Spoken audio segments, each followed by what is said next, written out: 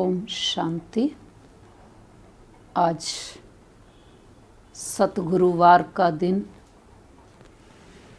सतगुरु शिव बाबा के 8 अक्टूबर के महावाक्य और आज के महावाक्यों में परमात्मा बाप टीचर बनकर के पढ़ाई पढ़ाते हुए समझा रहे हैं कि हम सबको ईश्वरीय पढ़ाई में बहुत रुचि रखनी है, बहुत रुचि से पढ़ाई को पढ़ना है,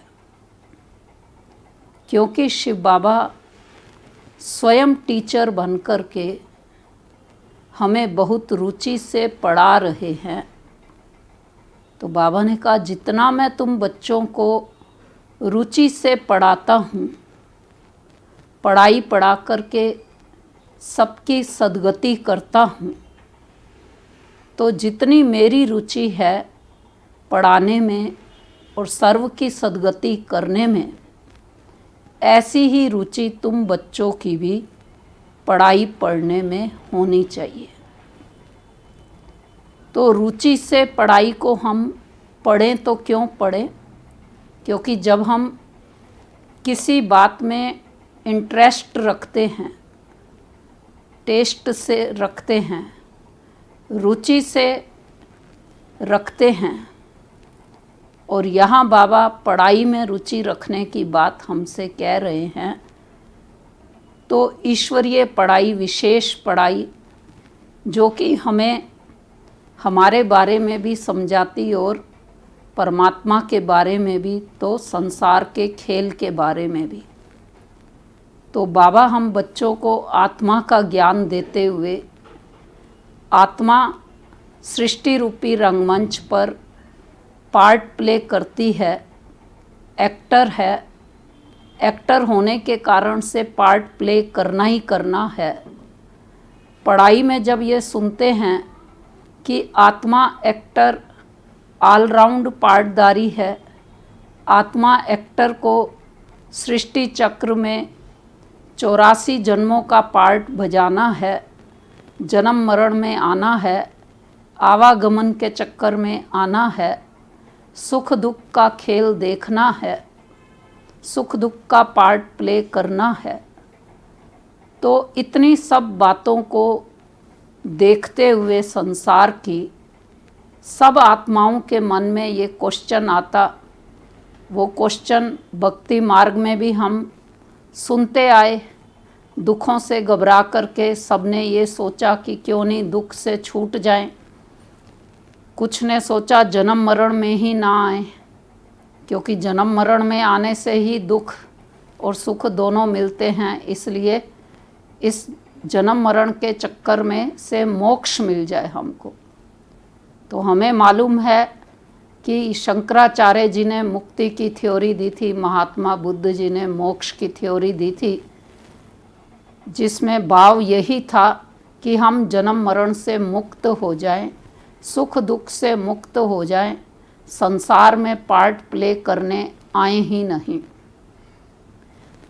तो अब परमात्मा टीचर बहुत रुचि से हमको समझा रहे हैं कि तुम आत्मा एक्टर हो, तुम्हें पार्ट तो प्ले करना ही करना है, और पार्ट प्ले करोगे तो जन्म मरण के चक्कर में आना ही आना है।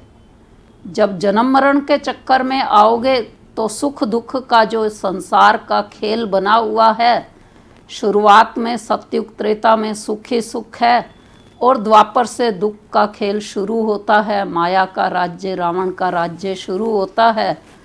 तो वो भी सब खेलना भी है, पार्ट भी प्ले करना है और देखना भी है। तो ये पढ़ाई हमको रुचि से पढ़ने पर जब ये विश्वास हो जाता कि अब सुख दुख का खेल खत्म हुआ, अब नाटक पूरा हुआ, अब अंतिम जन्म चल रहा, अब पार्ट प्ले पूरा होने वाला, और परमात्मा शिव बाबा सृष्टि के क्रिएटर, डायरेक्टर, मुख्य एक्टर आए हैं हम सबको दुखों से छुड़ा करके घर वापस परम धाम ले जाने के लिए, सुख की दुनिया में वापस भेजने के लिए। तो जब हम ये रुचि से सारी बातें सुन रहे हैं, पढ़ रहे हैं, तो हमारी मन की अवस्था निश्चिंत, एक रस, अचल, अडोल रहती, संसार के ड्रामा को देखकर, खेल को देख करके।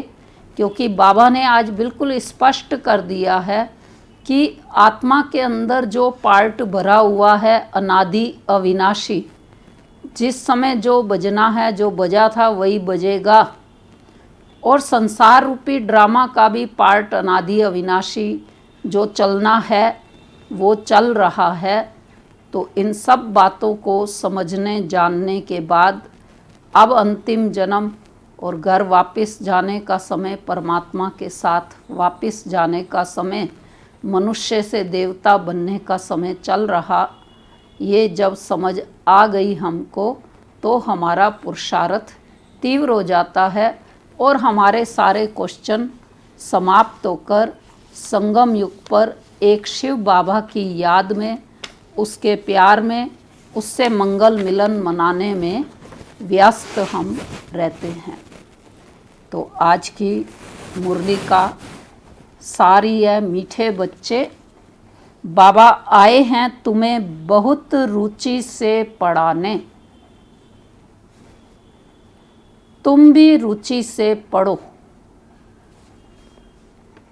नशा रहे हमको पढ़ाने वाला स्वयं भगवान है।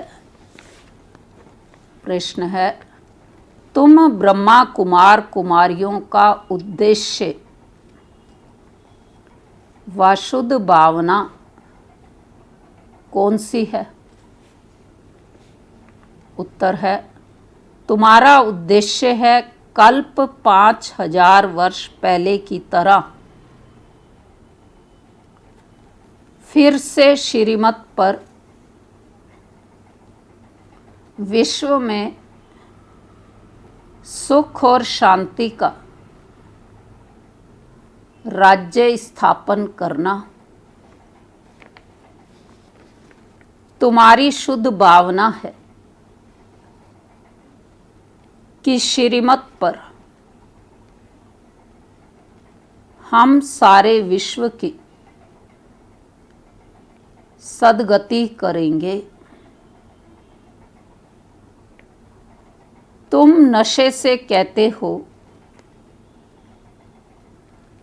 हम सबको सद्गति देने वाले हैं। तुम्हें बाप से पीस प्राइज मिलती है, नरकवासी से स्वर्गवासी बनना ही प्राइज लेना है। ओम शांति। स्टूडेंट जब पढ़ते हैं तो खुशी से पढ़ते हैं, टीचर भी बहुत खुशी से रुचि से पढ़ाते हैं। रूहानी बच्चे यह जानते हैं कि बेहद का बाप जो टीचर भी है हमको बहुत रुचि से पढ़ाते हैं। उस पढ़ाई में तो बाप अलग होता है, टीचर अलग होता है जो पढ़ाते हैं। कोई कोई का बाप ही टीचर होता है जो पढ़ाते हैं तो बहुत रुचि से पढ़ाते हैं। क्यों? क्योंकि फिर भी ब्लड कनेक्शन होता है ना, अपना समझकर बहुत रुचि से पढ़ाते हैं। यह बाप तुम्हें कितना रुचि से पढ़ाते होंगे तो बच्चों को भी कितना रुचि से पढ़ना चाहिए। डायरेक्ट बाप पढ़ाते हैं और यह एक ही बार आकर पढ़ाते हैं। बच्चों को रुचि बहुत चाहिए। बाबा भगवान हमको पढ़ाते हैं और हर बात अच्छी रीति समझाते रहते हैं। कोई कोई बच्चों को पढ़ते पढ़ते विचार आते हैं यह क्या है। ड्रामा में यह आवागमन का चक्कर है, परंतु यह नाटक रचा ही क्यों? इससे क्या फ़ायदा? बस सिर्फ ऐसे चक्कर ही लगाते रहेंगे। इससे तो छूट जाए तो अच्छा है।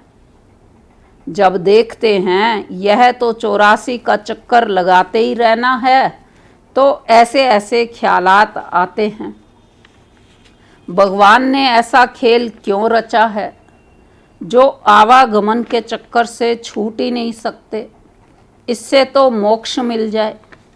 ऐसे ऐसे ख्यालात कई बच्चों को आते हैं, इस आवागमन से दुख सुख से छूट जाएं।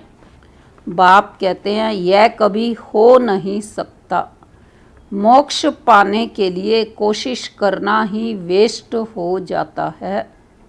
बाप ने समझाया है एक भी आत्मा पार्ट से छूट नहीं सकती, आत्मा में अविनाशी पार्ट भरा है, वह है ही अनादि अविनाशी, बिल्कुल एक्यूरेट एक्टर्स हैं, एक भी कम ज़्यादा नहीं हो सकते। तुम बच्चों को सारी नॉलेज है, इस ड्रामा के पार्ट से कोई छूट नहीं सकता, ना मोक्ष पा सकता है। सब धर्म वालों को नंबर 1 आना ही है। बाप समझाते हैं यह बना बनाया अविनाशी ड्रामा है। तुम भी कहते हो बाबा अब जान गए, कौन सी बात, कि कैसे हम 84 का चक्कर लगाते हैं। यह भी समझते हो पहले पहले जो आते होंगे वह 84 जन्म लेते होंगे, पीछे आने वाले के जरूर कम जन्म होंगे। यहाँ तो पुरुषार्थ करने का है, पुरानी दुनिया से नई दुनिया जरूर बननी है। बाबा हर एक बात बार बार समझाते रहते हैं, क्योंकि नए नए बच्चे आते रहते हैं, उनको आगे की पढ़ाई कौन पढ़ाए। तो बाप नए नए को देख फिर पुरानी पॉइंट भी रिपीट करते हैं। तुम्हारी बुद्धि में सारी नॉलेज है, जानते हो शुरू से लेकर कैसे हम पार्ट बजाते आए हैं। तुम यथार्थ रीति जानते हो, कैसे नंबर वार आते हैं, कितने जन्म लेते हैं। इस समय ही बाप आकर ज्ञान की बातें सुनाते हैं। सतयुग में तो है ही, क्या है सतयुग में ज्ञान, तो इस समय हम सभी सुन रहे हैं। तो सतयुग के अंदर ज्ञान में बाबा ने कौन सी बात सुनाई कि सतयुग में क्या है, प्रारब्ध। तो सतयुग में तो है ही प्रारब्ध, यह इस समय तुमको ही समझाया जाता है। गीता में भी शुरू में फिर पिछाड़ी में यह बात आती है। कौन सी बात है शुरू में भी और पीछे में गीता में, कौन सा वो एक अक्षर है, मन मना भव। पढ़ाया जाता है किस लिए, स्टेटस पाने के लिए। तुम राजा बनने के लिए अब पुरुषार्थ करते हो। और धर्म वालों का तो समझाया है कि वह नंबर वार आते हैं, धर्म स्थापक के पिछाड़ी सबको आना पड़ता है, राजाई की बात नहीं है। ड्रामा के अंदर पहले पहले धर्म पिता की आत्मा आती सृष्टि पर, धर्म की पुनर्स्थापना करने के लिए रीइंकार्नेशन होता, बने बनाए शरीर में धर्म पिता की आत्मा भी प्रवेश हो जाती, लेकिन फिर बाहर आना जाना नहीं कर सकती प्रवेश होने के बाद। और उनकी शिक्षाओं से जब धर्म की स्थापना होनी शुरू हो जाती है, तो उस धर्म को जो मानने वाली आत्माएं हैं वो भी फिर परम धाम से नीचे उतरनी शुरू हो जाती हैं और एडिशन होती जाती हैं और धर्म वृद्धि को प्राप्त होता जाता है। इसलिए वहाँ बाबा ने कहा राजाई की बात नहीं है। तो एक ही गीता शास्त्र है जिसकी बहुत महिमा है, भारत में ही बाप आकर सुनाते हैं और सबकी सदगति करते हैं। वह धर्म स्थापक जो आते हैं वो जब मरते हैं तो बड़े बड़े तीर्थ बना देते हैं। वास्तव में सबका तीर्थ यह भारत ही है, जहाँ बेहद का बाप आते हैं। बाप ने भारत में ही आकर सर्व की सदगति की है। बाप कहते हैं, मुझे लिबरेटर गाइड कहते हो ना, हम तुमको इस पुरानी दुनिया, दुख की दुनिया से लिबरेट कर शांति धाम सुखधाम में ले जाते हैं। बच्चे जानते हैं बाबा हमें शांति धाम सुखधाम ले जाएंगे, बाकी सब शांति धाम जाएंगे। दुख से बाप आकर लिबरेट करते हैं। उनका जन्म मरण तो है नहीं, बाप आया फिर चला जाएगा। शिव बाबा भी आते हैं, देह रूपी वस्त्र धारण करते हैं, अर्थात ब्रह्मा बाबा के द्वारा ब्राह्मण बच्चे अडॉप्ट करते, गोद के बच्चे बनाते हैं, पिता कहलाते हैं। और लेकिन फिर बाप आया फिर चला जाएगा, ये भी होगा।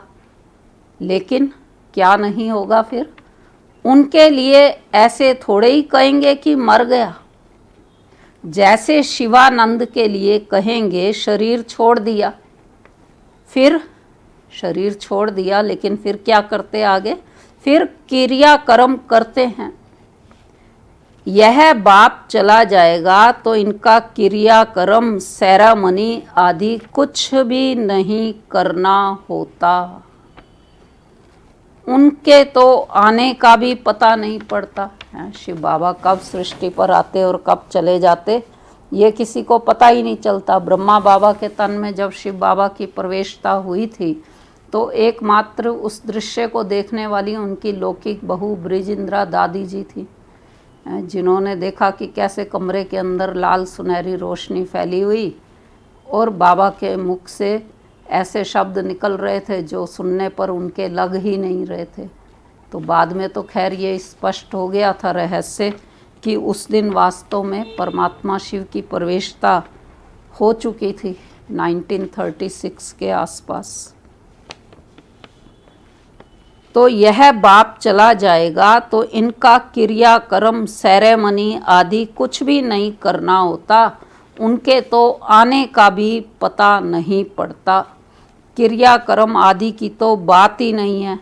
और सब मनुष्यों का क्रियाकर्म करते हैं, बाप का क्रियाकर्म होता नहीं, उनको शरीर ही नहीं है। सबसे बड़ी बात, शिव बाबा को शरीर ही नहीं है। सतयुग में यह ज्ञान भक्ति की बातें होती नहीं, यह अभी ही चलती हैं और सब भक्ति ही सिखलाते हैं।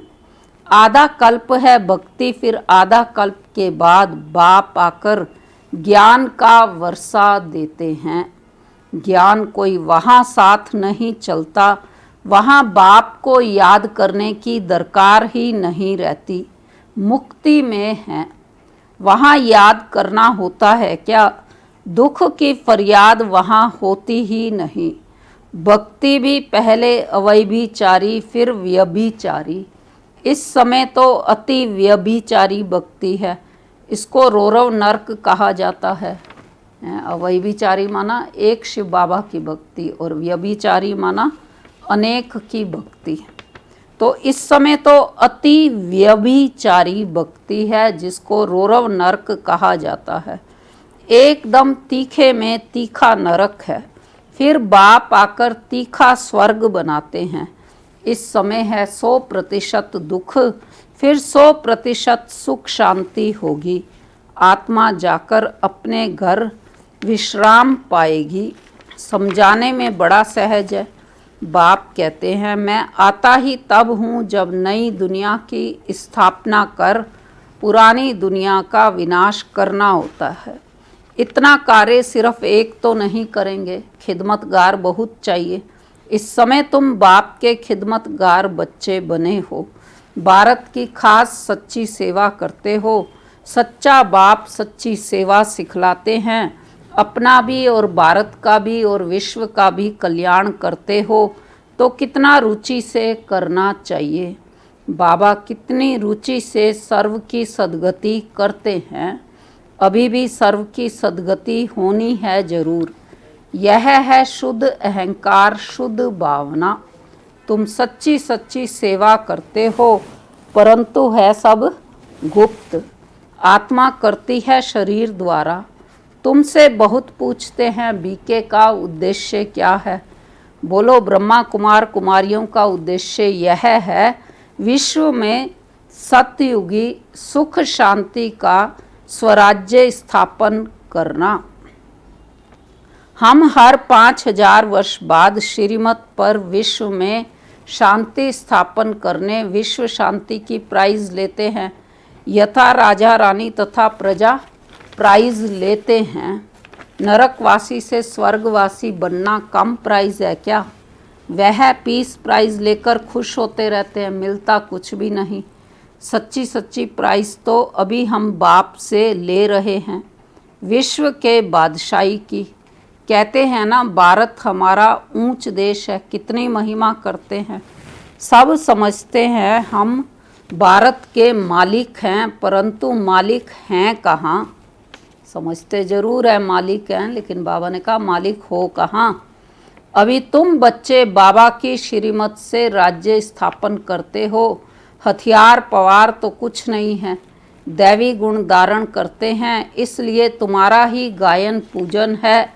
अम्बा की देखो कितनी पूजा होती है, परंतु अम्बा कौन है, ब्राह्मण है व देवता, यह भी पता नहीं। अम्बा काली, दुर्गा, सरस्वती आदि आदि ऐसे बहुत नाम है। यहाँ भी नीचे अम्बा का छोटा सा मंदिर है। बाबा को बहुत पूजाएं दे दी हैं, तो ऐसे तो है नहीं है। ब्रह्मा बाबा को भी कितनी सारी पूजाएं दे दी, बाबा ने कहा ऐसा तो है नहीं। इसको कहा जाता है ब्लाइंड फेथ। क्राइस्ट बुद्ध आए, उन्होंने अपना अपना धर्म स्थापन किया, तीर्थ तिथि तारीख सब बताते हैं।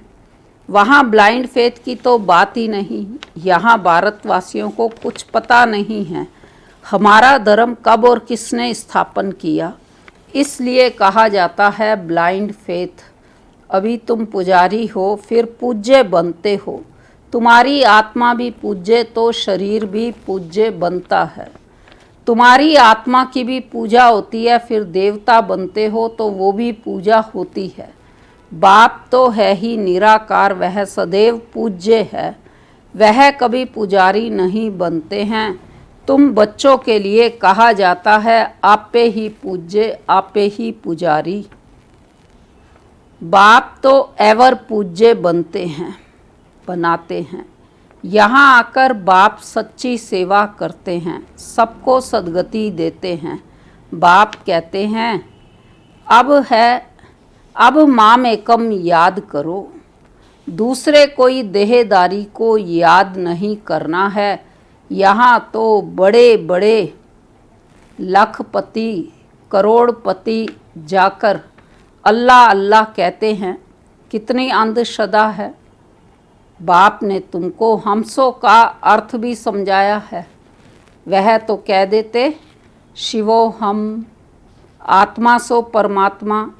अब बाप ने करेक्ट करके बताया कि अब जज करो, भक्ति मार्ग में राइट सुना है या हम राइट बताते हैं?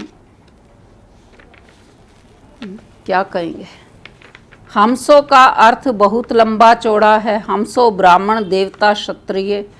अब हमसों का अर्थ कौन सा राइट है?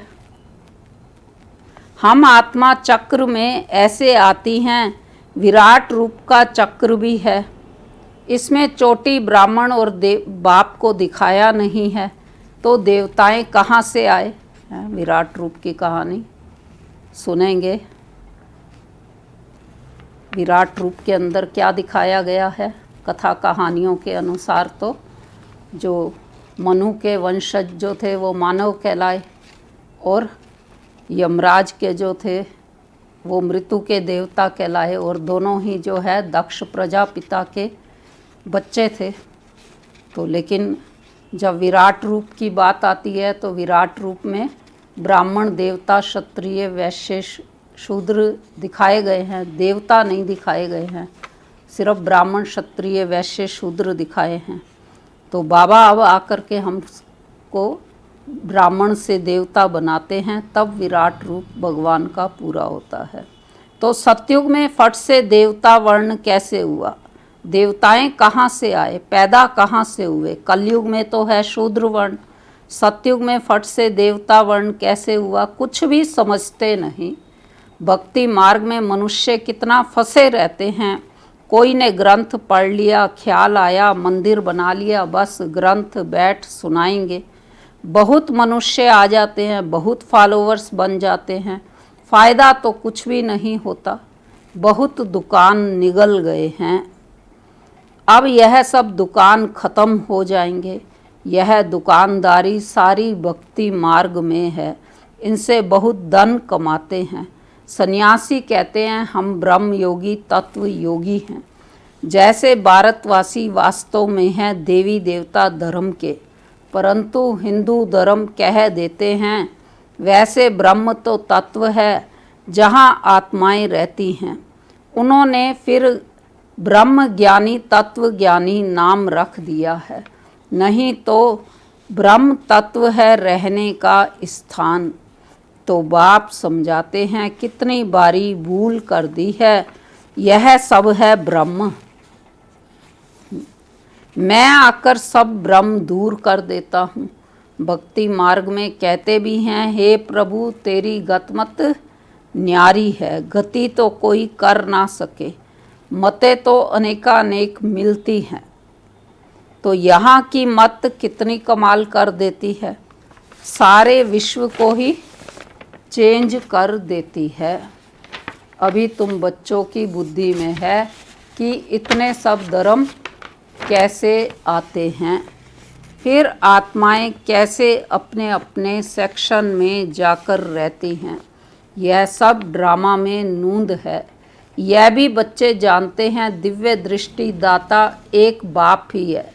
बाबा को कहा यह दिव्य दृष्टि की चाबी हमको दे दो तो हम कोई को साक्षात्कार करा दे। ब्रह्मा बाबा ने शिव बाबा से कहा कि मुझे दे दो दिव्य दृष्टि की चाबी तो मैं साक्षात्कार करा दूं। तो बाबा क्या बोले होंगे, दोनों बाबा की रूरियान ओरी मुरली में बोला, नहीं यह चाबी किसको मिल नहीं सकती, उनके एवजे में तुमको फिर विश्व की बादशाही देता हूँ। बाबा चाबी नहीं देते लेकिन विश्व की बादशाही हमें दे देते हैं। मैं नहीं लेता हूँ, मेरा ही पार्ट है साक्षात्कार कराने का। तो साक्षात्कार होने से कितना खुश हो जाते हैं, मिलता कुछ भी नहीं। ऐसे नहीं कि साक्षात्कार से कोई निरोगी बन जाते हैं या धन बहुत मिल जाता है, नहीं। मीरा को साक्षात्कार हुआ परंतु मुक्ति को थोड़े ही पाया। मनुष्य समझते हैं वह रहती ही बैकुंठ में थी, परंतु बैकुंठ श्री कृष्णपुरी है कहाँ। यह सब है साक्षात्कार। बाप बैठ सब बातें समझाते हैं। इनको भी पहले पहले विष्णु का साक्षात्कार हुआ तो बहुत खुश हो गया। वह भी जब देखा कि मैं महाराजा बनता हूँ, विनाश भी देखा फिर राजाई का भी देखा, तब निश्चय बैठा, ओहो मैं तो विश्व का मालिक बनता हूँ।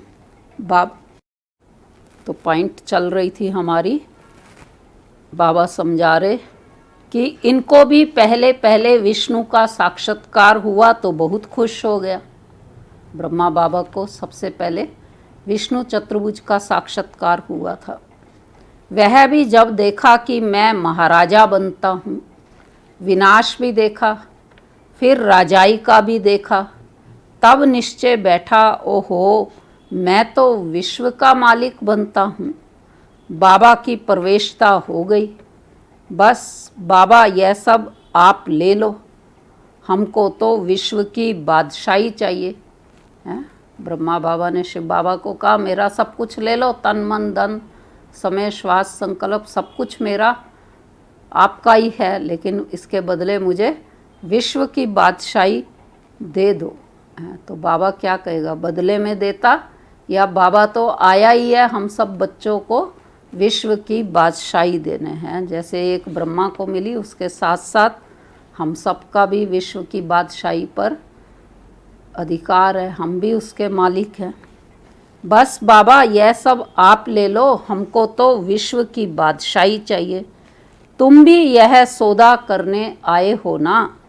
जो ज्ञान उठाते हैं उनकी फिर भक्ति छूट जाती है।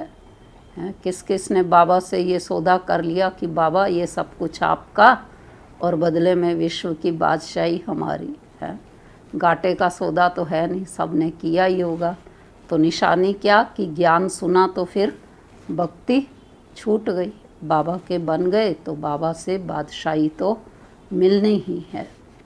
अच्छा, मीठे मीठे सिक्की लदे बच्चों प्रति मात पिता बाप दादा का याद प्यार और गुड मॉर्निंग। रूहानी बाप की रूहानी बच्चों को नमस्ते। हम रूहानी बच्चों की रूहानी बाप दादा को नमस्ते नमस्ते नमस्ते।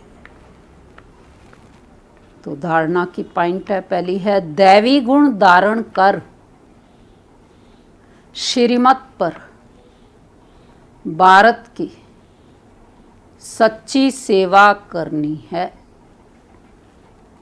अपना, भारत का और सारे विश्व का कल्याण बहुत बहुत रुचि से करना है।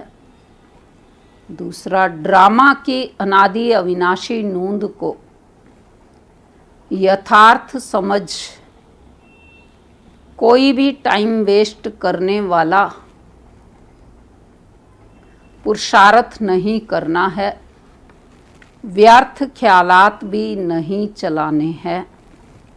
आज की मुरली का वरदान, एकाग्रता के अभ्यास द्वारा एक रस स्थिति बनाने वाले सर्व सिद्धि स्वरूप भव। स्लोगन है आज का, एक बार की हुई गलती को बार बार सोचना अर्थात दाग पर दाग लगाना, इसलिए बीती को बिंदी लगाओ। वरदान का स्पष्टीकरण है, जहाँ एकाग्रता है वहाँ स्वतः एक रस स्थिति है। एकाग्रता से संकल्प, बोल और कर्म का व्यर्थपन समाप्त हो जाता है और समर्थपन आ जाता है। एकाग्रता अर्थात एक ही श्रेष्ठ संकल्प में स्थित रहना, जिस एक बीज रूपी संकल्प में सारा वृक्ष रूपी विस्तार समाया हुआ है। एकाग्रता को बढ़ाओ तो सर्व प्रकार की हलचल समाप्त हो जाएगी। सब संकल्प, बोल और कर्म सहज सिद्ध हो जाएंगे। इसके लिए एकांतवासी बनो।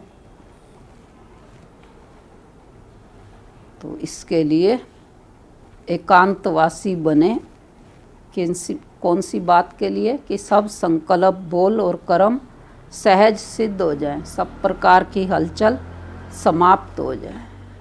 तो एक बीज रूपी संकल्प जिसमें सारा वृक्ष विस्तार से समाया हुआ है। तो इसलिए एक की याद में एकाग्रता, और जहाँ एकाग्रता वहाँ एक रस स्थिति रहती ही रहती है। तो चलो अभी प्यारे बाबा को हम सभी मिल कर के सतगुरुवार का दिन आज भोग स्वीकार कराएंगे। तो अभी हम सभी बाबा की याद में बैठते हैं। ओम शांति।